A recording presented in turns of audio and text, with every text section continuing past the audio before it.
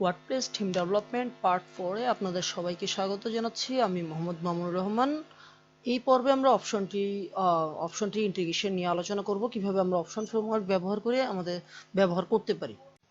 আচ্ছা, অপশন ফ্রেমওয়ার্কের জন্য দুই ভাবে নিতে পারি আমরা, একটা হচ্ছে প্লাগইনটা নিতে পারি আর একটা হচ্ছে কি ডিরেক্টলি গিটহাব লিংক থেকে ডাউনলোড করে নিতে পারি। ঠিক আছে, গিটহাব লিংক থেকে যখন নেবেন অপশন ট্রি নেবেন।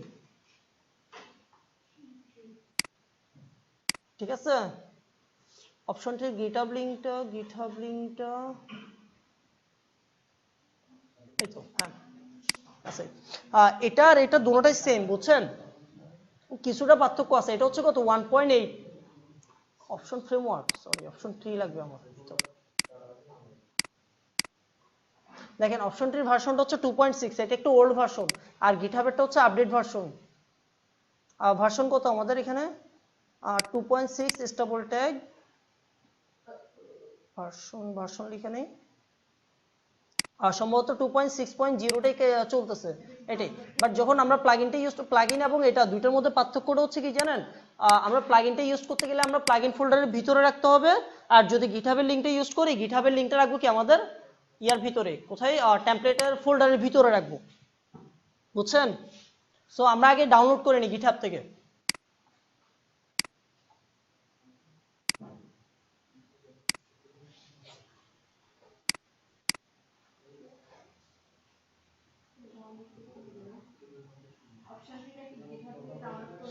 হ্যাঁ,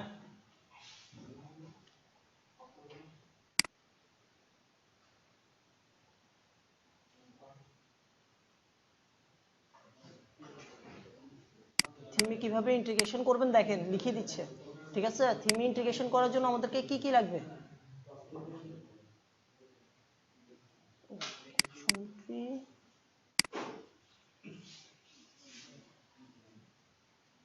এই তো,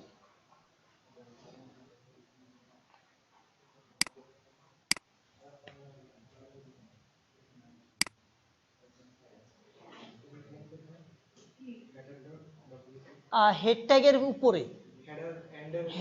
উপরে, হেডার না, হেড ট্যাগ। বুঝিনি, আপনি ডাব্লিউপি হেড প্যারামিটারটা না, ডাব্লিউপি হেড প্যারামিটারটা ইউজ করবেন হেড ট্যাগের উপরে, হেডার ট্যাগ না, বুঝছেন? হেড নামে আরেকটা ট্যাগ আছে। আচ্ছা, জাস্ট সে আমাদেরকে বলতেছে কি রিকোয়ার ওটি মোডটাকে 2 করে দিতে হবে। ঠিক আছে, তারপর আরেকটা করতে হবে ইনক্লুড অপশন ট্রি ফাইলটাকে ইনক্লুড করে দিতে হবে। জাস্ট এই দুইটা কাজ করতে হবে অপশন ট্রি প্লাগইনটাকে এনাবল করার জন্য। আমাদের দেখেন আগে আমরা একটু ড্যাশবোর্ডে যাই। ঠিক আছে, দেখেন এখানে কিন্তু আমাদের কোনো ইয়া নামে কোনো প্লাগইন নেই। ঠিক আছে, আরেকটা সাইট দেখাই এবার আমি আপনাদেরকে।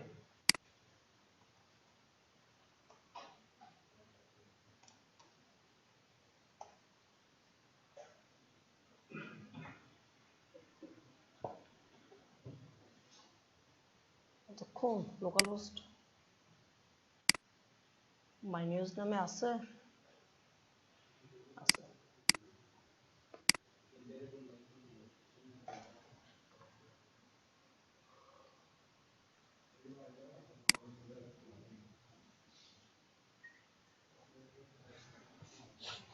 ওকে, দেখেন এখানে দেখেন অ্যাপিয়ারেন্সে যখন যাচ্ছি আমি মাই নিউজ অপশন একটা আসছে। ঠিক আছে, অ্যাপিয়ারেন্সে যখন যাচ্ছি আমি মাই নিউজ একটা অপশন আসছে না, এটা আমার ডিফল্ট ভাবে দেওয়া।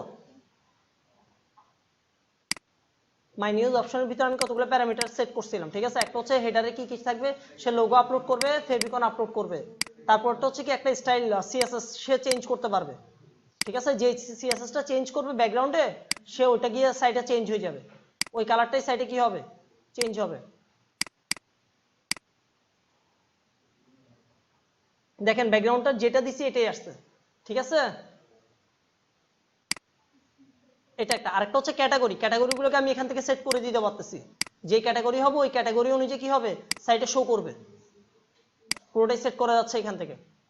সো এটা ইন্টিগ্রেশন করার সময় ওই সময় কি করছিলাম দেখাচ্ছি আমি আপনাদের। ফাংশন ডট পিএইচপি কই আমাদের, ফাংশনস ডট পিএইচপি, সরি এটা হচ্ছে যে না এটা না, এই ফাংশন ডট পিএইচপি।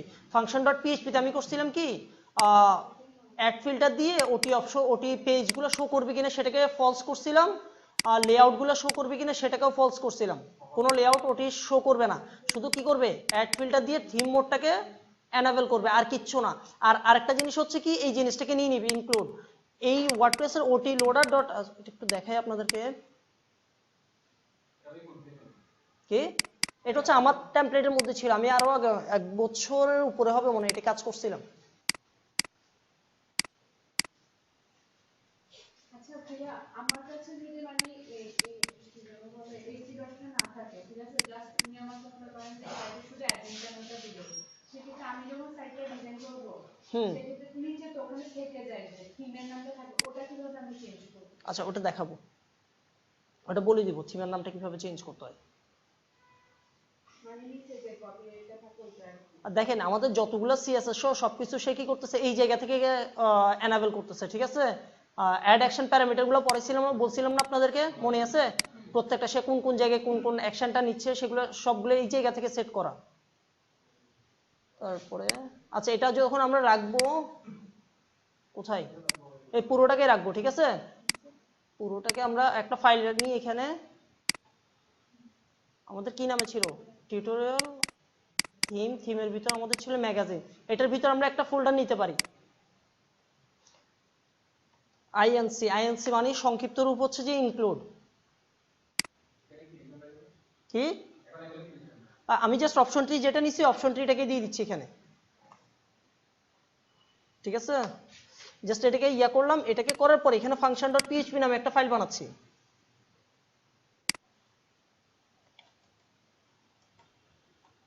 আইএনসির ভিতরে কি রাখবো? আইএনসির ভিতরে আমরা আমাদের ইয়েগুলো রাখছি, ঠিক আছে। ফাইল অপশন ট্রি থেকে যা নামাইছি সবগুলো আইএনসির ভিতরে রাখছি, ঠিক আছে। ওকে, সো আমাদেরকে কি কি এনাবেল করতে হচ্ছে দেখেন। প্রথম হচ্ছে আমাদেরকে সে কি কি এনাবেল করতে বলছিল, এই তো প্রথমে এই জিনিসটা অ্যাড ফিল্টার দিয়ে থিম মোডটাকে ট্রু করতে বলছে, আর টেমপ্লেট ডিরেক্টরি থেকে সে আমাদের থিমের লোকেশনটা দেখাই দিতে বলছে। পিএইচপি, আচ্ছা পিএইচপি শেষ করার তো দরকার নাই আমাদের, তাই না? ওকে, এখন এটা দেখেন এটা কি আইএনসি নামে একটা ফোল্ডার ছিল না আমাদের, না ডাবল ডট নাকি, না একটা ডট, ঠিক আছে। এবার আমরা ব্যাক এন্ডে যাই দেখি, এই দেখেন অপশন ট্রি নামে একটা নতুন একটা অপশন চলে আসছে আমাদের, আসছে না? ক্লিয়ার? দেখেন এবার এদের সেটিং গুলা দেখি, ডিফল্ট ভাবে এদের সেটিং কি কি আছে সবগুলো এখানে দেখা যাবে, কি কি ইউজ করতে পারবো আমরা। এক্সপোর্ট ইম্পোর্ট মোটামুটি আমাদের যা যা লাগতেছে, আমাদের কি লাগবে প্রথমে থিমের ইউআরআই এভাবে চেঞ্জ করা যায়, ঠিক আছে, দিতে পারি তাকে। তারপরটা হচ্ছে অ্যাড সেকশন করতে পারবে সে যদি সেকশন অ্যাড করতে চাই। তারপরটা হচ্ছে যে কি একটা ইয়া লাগবে আমাদের, কি বলে টেক্সট এরিয়া লাগতে পারে, ঠিক আছে।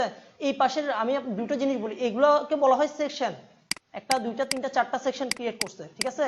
সো আমরা এখন কাজ করার সময় ওর সেকশনটার উপরে কাজ করব না, আমরা নিজের একটা সেকশন মানে তার উপরে কাজ করব। কি এটা অ্যাড করেন আপনারা, অ্যাড করলে বুঝতে পারবেন, জাস্ট ওইটা নিয়ে বসাই দিলে হবে। ফাংশন ডট পিএইচপি ভিতরে কি লিখবো বলো, কি লিখবো? কোনটা ফাংশন ডট পিএইচপির ভিতরে আমরা করলাম কি দেখেন প্লাগইন থেকে সে যা যা আমাদেরকে এনাবেল করতে বলছে শুধু এই জিনিসগুলোকে করছি আর কিছু করিনি। সেটা কপি করে নিয়ে আসবো। হ্যাঁ এটাকে কপি করে নিয়ে বসাই দিছি এক প্রকার বলতে পারে। আমাদেরকে দুইভাবে ইনস্টল করা যায়, ঠিক আছে। একটা সে বলতেছে দেখেন প্লাগইন মোডে, প্লাগইন মোড আমরা কেন করতেছি না, যখন আমি ইউজারকে দিয়ে দিব বা কোথাও আপলোড করতে যাব সেক্ষেত্রে কি হতে পারে কোনো সময় আমার প্লাগইনটা এনাবেল নাও থাকতে পারে, বুঝতে পারছেন? তো প্লাগইন এনাবেল না থাকলে কি হবে, কাজ করবে না, আমার অপশন ট্রিটা একটুও কাজ করবে না। তো এই জন্য আমরা ডিরেক্টলি থিম মোডের ভিতর বলে দিচ্ছি।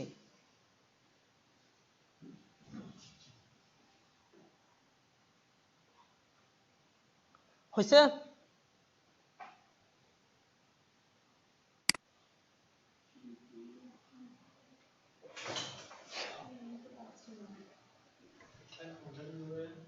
এই তো functions ডট পিএইচপি,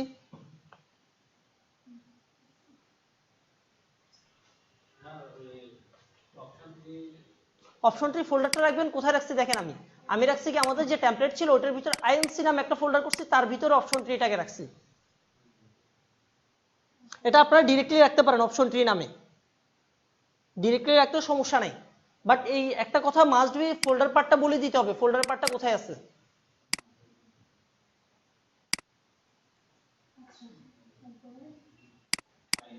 হ্যাঁ, আইএনসির ভিতরে এই ফাইলটাকে কানেক্ট করে দিবেন।